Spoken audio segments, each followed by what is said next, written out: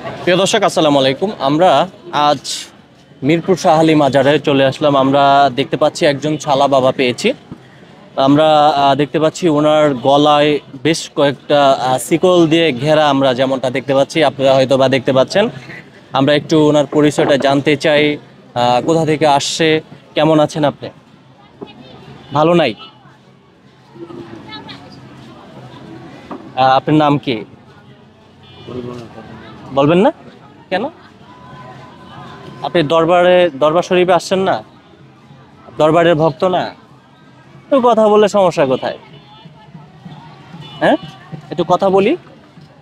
কত বছর যাবত পড়ে আছেন? হ্যাঁ, কত বছর যাবত পড়ে আছেন? একটু শুনি, দর্শকরা একটু শুনতে চাচ্ছে। কত বছর যাবত পড়ে আছেন?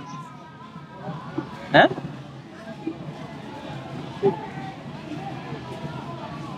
কথা বলছেন না?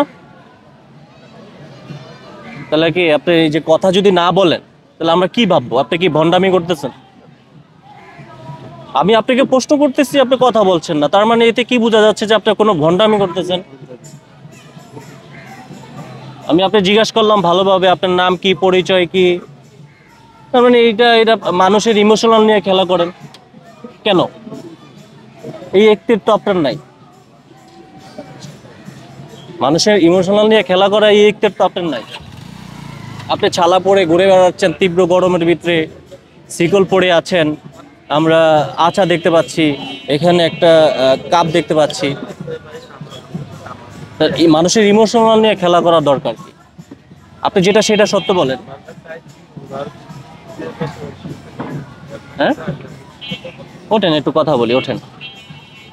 ওঠেন, একটু দাঁড়ান। দাঁড়ান একটু, একটু দাঁড়ান।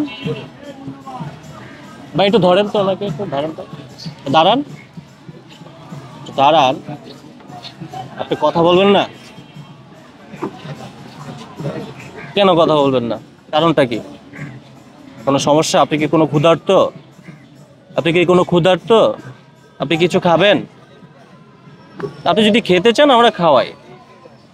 তাহলে